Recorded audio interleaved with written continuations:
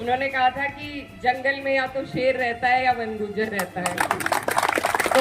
आप लोगों का जो जज्बा है, जिस परेशानियों के साथ आप अब भी अपना गुजर बसर कर रहे हैं, आपकी हिम्मत को मैं सलाम करती हूँ और आपकी परेशानियों को अपने दिल में यहाँ से ले जाकर मैं आपसे वादा करती हूँ कि अब जब संसद का सत्र होगा तो आपकी ये आवाज आपको संसद में जरूर सुनने को मिलेगी। साथ ही में जैसे रोमा मैम बता रही थी कि जिस तरीके से मणिपुर में इन्होंने आपस में लड़ाने का काम किया, हमारे लोगों के अधिकारों को छीनने का काम किया, तो मैं ये भी कहना चाहती हूँ कि ये जो सारी लड़ाइयाँ आप और हम लड़ते हैं, जो हमारी परेशानियाँ हैं, ये सब कहीं ना कहीं राजनीति से जुड़ी हुई है।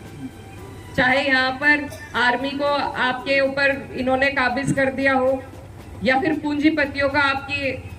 जो जंगल की जमीन है वो देने की इनकी मंशा हो, ये सारी चीजें, और चाहे आपकी जो रिजर्वेशन है, मुझे ये भी जानकारी मिली कि यहाँ पर ओबीसी में आप लोगों को रखा गया है, जबकि सही अगर नियम से चला जाए तो एसटी कैटेगराइजेशन होनी चाहिए। लेकिन ये सरकार, आप बार बार देखते हैं कि विपक्ष जातीय जनगणना की आवाज उठाता है,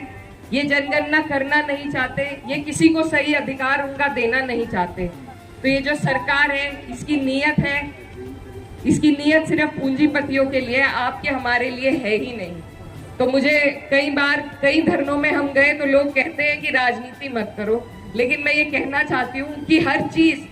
आपके हर टैक्स, आपका पानी का, स्कूल का, शिक्षा का, चिकित्सा का हर अधिकार जब सरकार से जुड़ा हुआ है तो राजनीति तो बीच में आनी ही चाहिए। तो इसलिए आप लोगों से मैं ये कहना चाहती हूँ कि मैंने जब जितने वक्त से मैं राजनीति में हूँ, होश संभाला है,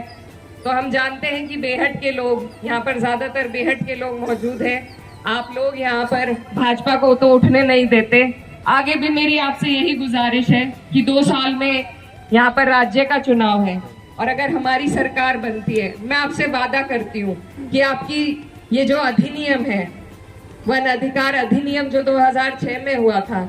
इसको लागू कराने का काम आज नहीं तो 2 साल बाद, अगर आपने हिम्मत दी, ताकत दी, तो हम इसे कराने का काम करेंगे। और उससे पहले